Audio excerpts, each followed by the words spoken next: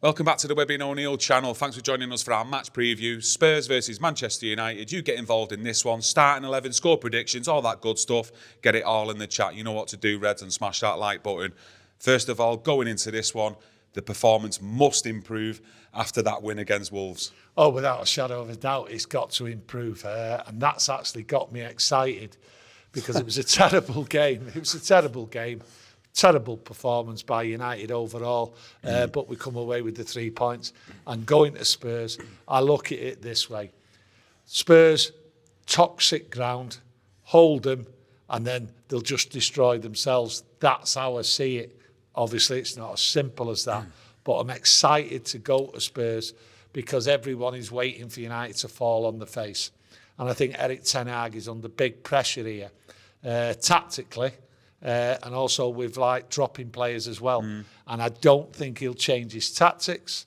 I don't actually think he'll change the starting 11.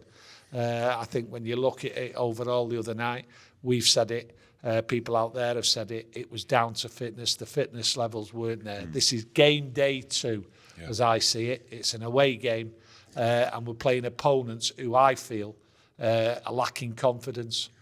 So it's all to play for. And it's all a matter of Erik ten Hag, hopefully this week, has got the players up to scratch, tactically and fitness-wise. Yeah, I know. The application from the United players must improve. Yes. You know, you take yourself back to the away fixture last season. You know, we was cruising in that first half, and then round about that 60-minute mark, the performance levels, the fitness, all dropped off. But if you looked at the games previous to that, where we got up to at the end of the season, there was a lot of games played now. This is second game. Second game. We don't look match fit. No. So would you be tempted to maybe freshen it up? Maybe bring Jadon Sancho in. We've seen him playing that false 9 in pre-season. Maybe stick him out on the left-hand side to replace Garnacho maybe. Would you be tempted as a fan? No, I think he had the players in mind, the tactics in mind, well before the Wolverhampton Wanderers game. And I think it's too early for Erik ten Hag, what some people would say, panic. There's no need to panic. It does take time for certain players to get up to fitness. Clearly, they're not up to fitness, but I don't see any panic here whatsoever. We started off, got a lucky 3 points going into this game. I think clearly we should get 3 points out of this. I think the pressure is more on Spurs. It's been very toxic there with Daniel Levy, with the best player, arguably the best ever player, leaving for Tottenham, yeah, and also there's more pressure being put on him about we need to win something. Well, how can we win something when we're getting rid of our best player and all that? So I think United will up the fitness levels, tactically work harder, and I think Tottenham, to be honest with you, will be in fear of breaking out because if they break out, I think they'll worry about United breaking on them. And United, the way tactically they're set up and the way they're going to be playing is pushing more forward, more attacking. So I think Spurs have got it all to do here. And I don't think there's nothing really overall for United to worry about over 90 minutes. Big call, big statement already. No, it is a big statement and it is a big call. But I actually think United have got nothing to fear. The thing is, though, with us getting the 3 points, poor performance, but, you know, if you're judging off last season, sometimes when we're lost and, you know, or picked up a draw or it was a poor performance, 9 times out of 10 we used to always bounce back with a good performance the following week and pick up 3 points if we'd lost. But I'm just looking in that midfield area with Mason Mount, Bruno Fernandes and Casemiro. I didn't think they performed to the expectation levels that they did against Wolves. I thought the communication between them 3 was pretty poor, to be honest with you. The gaps were too big. And I did watch the Tottenham versus Brentford game. I watched the full game. And, you know, that Basuma, who everyone was screaming about, he played decent against Brentford, you know, a couple of years ago. I think Manchester United were even linked with him. So he's come back into the fold there. Looks a decent player. Got James Maddison there now who can create.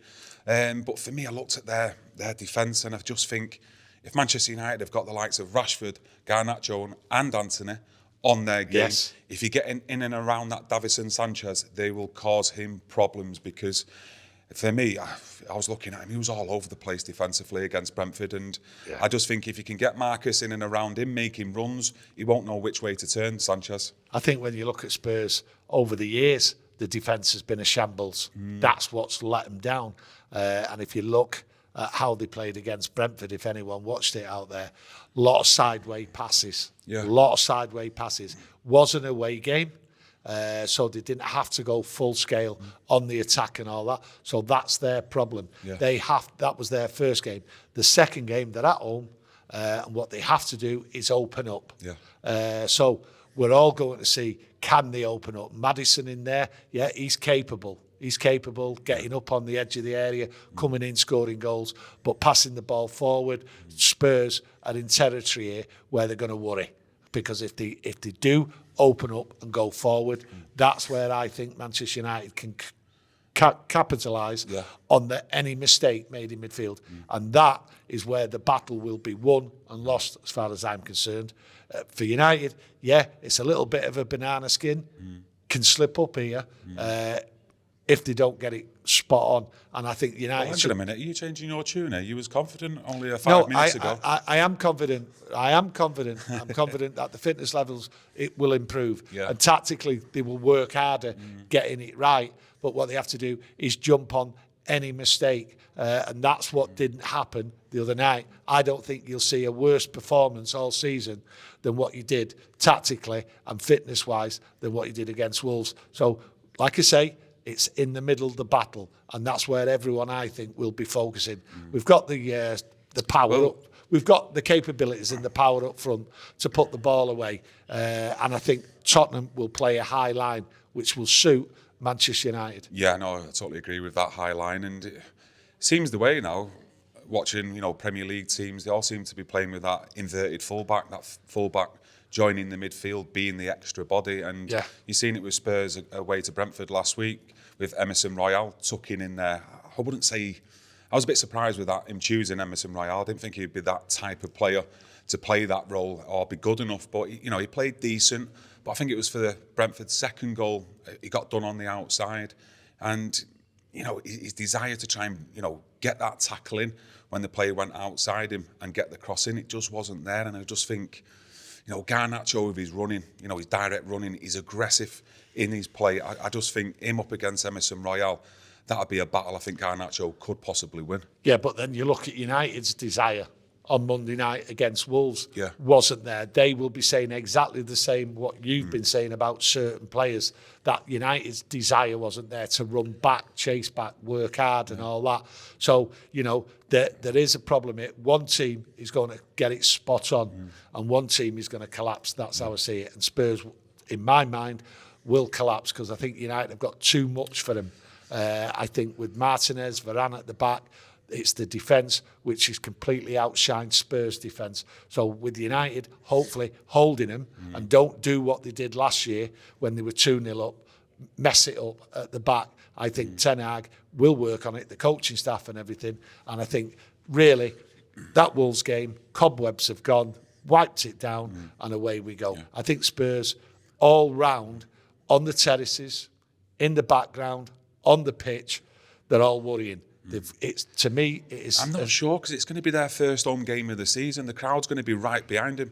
Football's back at the Tottenham Stadium for so long. I get that, but I just think with that result away at Brentford, I think that's a good result. First game of the season for Spurs. You know, a lot's been made of Harry Kane leaving. They're going to struggle for goals. Managed to score 2 goals, and it was a good point away from home, I thought, for Tottenham. So I think they'll be well up for this, especially seeing United's performance against Wolves. So I know you're making big statements here that statements. You are that United are going to do this, going to do that kind of thing, but I'm not too sure. I think it might be a tight game, this one.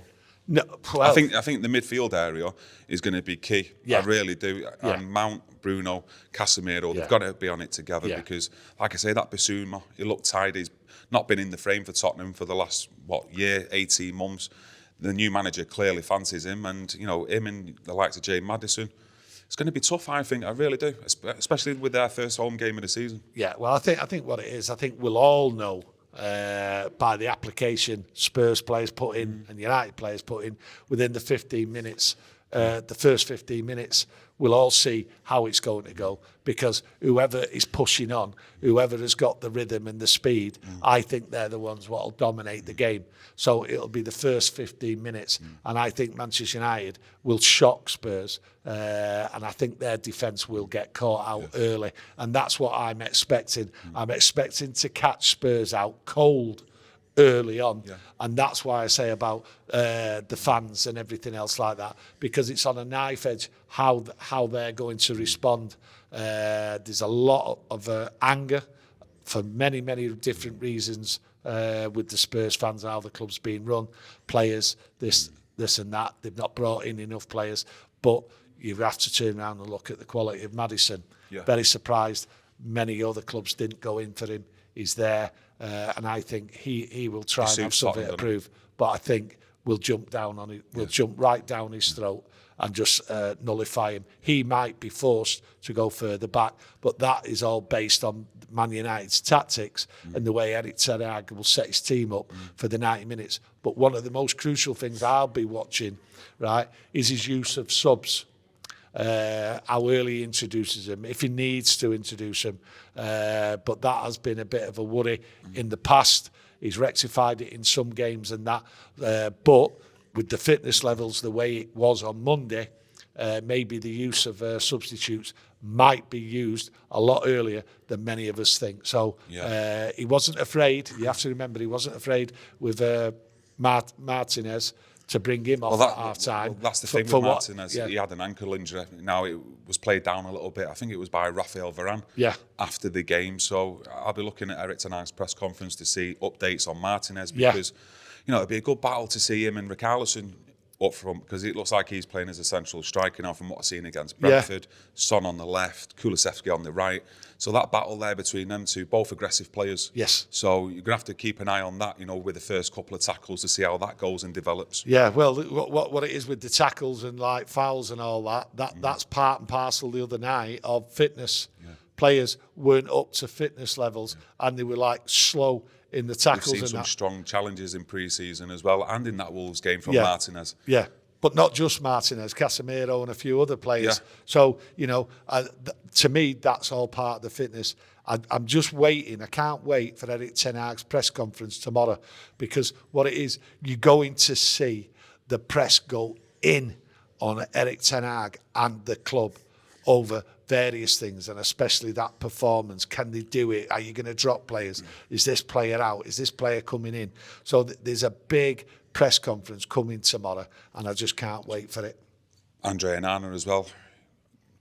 Going into the Tottenham game. Loads. And into the rest of the season, really. We got away with one there late in the game. We're entitled to get away with it. It should have been a penalty, but I can see decisions going against us this season. And do you think it might be in the referee's mind, going away to Tottenham this weekend, any debatable fouls, any sort of 50-50 decisions might go against us with things like that happening? I think referees can be influenced. The media has gone full pelt at it. I mean, they were hammering it within 5 minutes of the game finishing and not stopped. So referees will see that, and the pressure of the three officials being dropped, right, heaps more pressure on every other official. And you've seen people saying, who are in the game and who should know better, sort of saying, oh, Man United have got a bias because of like who they are and the big club and all that, that they get a bias by referees and that. So with the way the referees are having to interpret so many different rules and that, I think the pressure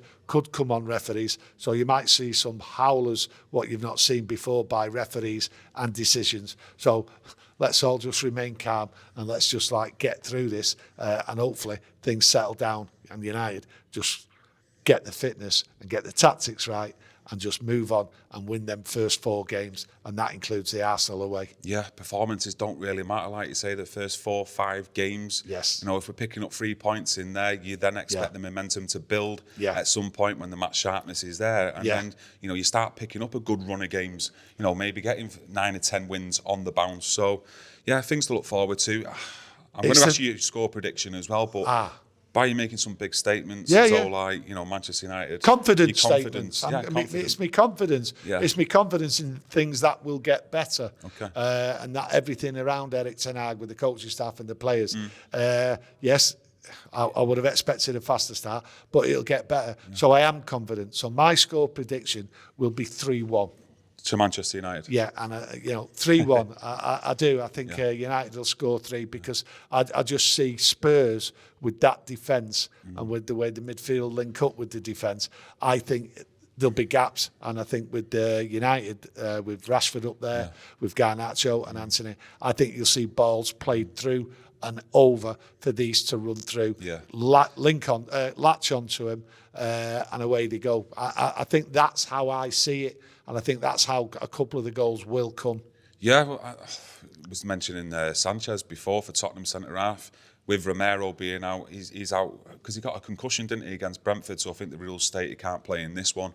So it'll be interesting to see if he does pick Davinson Sanchez or Eric Dyer in central defence together, or play that new kid they've got. Is it Mickey van der Ven or something like that? I don't know. So, if he plays as well, new to the Premier League, only his second game, and like I say, if you get Rashford runners in and around that centre defence, I'm confident that we will get big chances to score goals. So I'm going to go a 2-0 win. 2-0? Yeah, I'm going 2-0. Oh, you're confident now? It's going to be a tight game, though. Tight game. I do think 2-0 win. It might not reflect the general overall play, but I'd take 1-0 right now, to be honest with you. I've got a funny feeling that something dramatic's going to happen in this game. I do. I think the referees are under big pressure for this game with what's gone on previously and with the rule changes and all that. And I've got a feeling someone's going to get sent off. Okay. More feelings? Just more feelings, and we're all entitled to feelings, aren't we? We are indeed. Let us know your feelings out there on this game. Do you expect a Manchester United win, score predictions, team lineup, all that sort of stuff? And get it in the chat, and we'll take a look later on and interact with you. But I'd just like to thank everyone for joining us. If you've enjoyed today's video, please smash a like on it. Help support the channel. Yes. And we will see you on Friday with another video, hopefully. Enjoy the rest of your day. Thank you. Thank you.